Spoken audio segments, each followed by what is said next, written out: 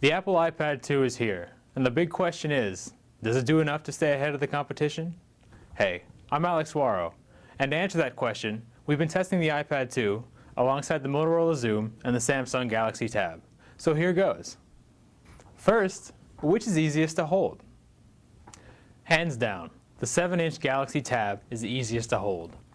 It's chunky, but it's lighter than the iPad 2. The Tab weighs just 0.8 pounds, compared with the iPad 2 at 1.3 pounds. That said, the 9.7-inch iPad 2 is the way to go if you want a bigger screen.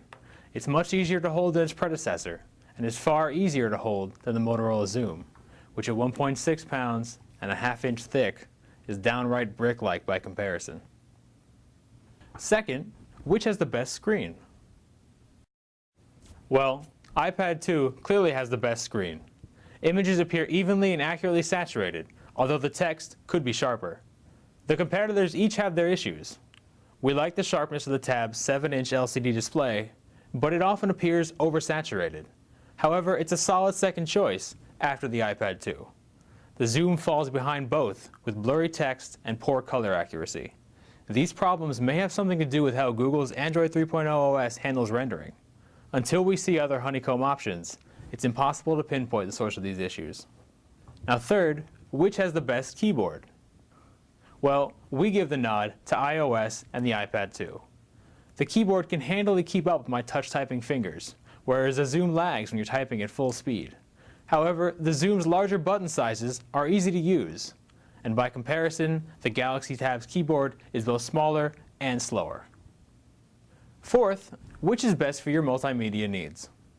Well, the best answer depends partly on your shopping habits and how you plan to use your mobile device. Android 3.0 on the Xoom is a terrific multimedia combination.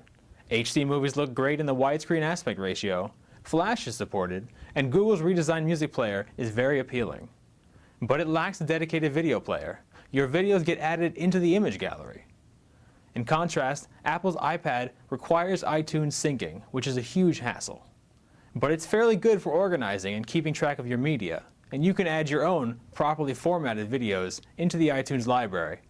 If you already shop at the iTunes store, the iPad is a no-brainer. Galaxy Tab uses Samsung's Media Hub for multimedia purchases, and that means that you're tied into the Samsung mobile device universe, which is more limited than the Apple universe, both for device and for media choice. And finally, which is best for web browsing?